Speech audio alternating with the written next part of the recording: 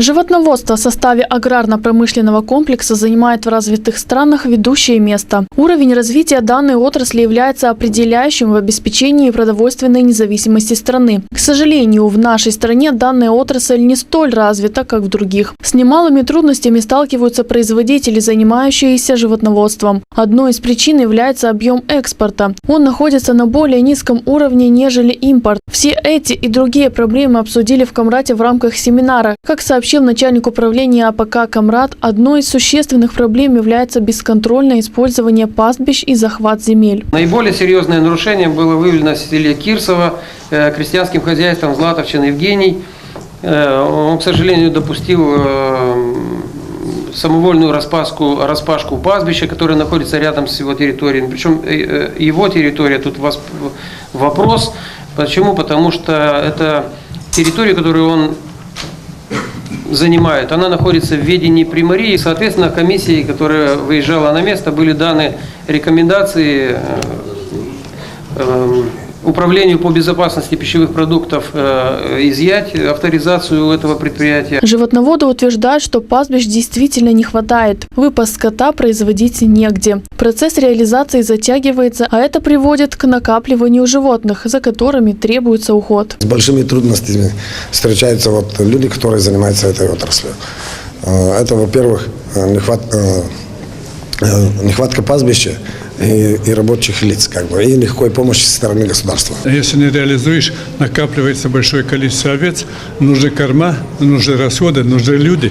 А сейчас дефицит людей, которые должны работать, чтобы работать на фермах. И набирается человек иногда вынужден продать эти племенных, продать как товарных. Некуда пасти, и фермеры они вынуждены продать овцы и козы. После укоса даже эти лидера не пускают овцы, чтобы пойти пасти. Животноводы нуждаются в инвесторах. По причине их отсутствия продажи резко снижаются. Нет инвесторов. Раньше были инвесторы, они люди были заинтересованы, имели, как говорится, они имели расчеты свои, потому что примерно в этом году продам стойку ягнята, буду иметь деньги, стойку, что-нибудь построить там или корм есть на что покупать. А пару годиков уже нету продажи. Нет экспорта, на месте очень мало уходит, очень дешево, и мясо, и брынза, и так далее.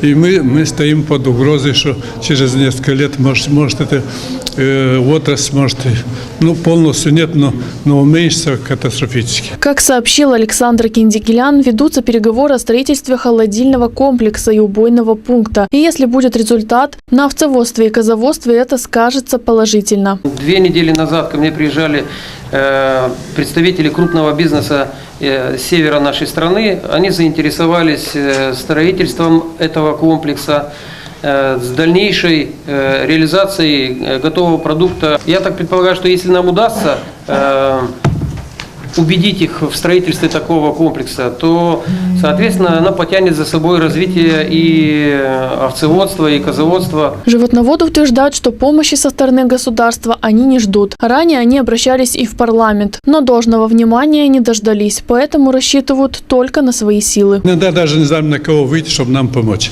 И на министерство уже нет никаких надежд, на парламент вроде и там, когда начинают проблемы, иногда даже отворачиваются от нас, готовится абатор, бойня специально по традиционной, по проекту по халал, они будут заготавливать специально продукцию для арабских стран.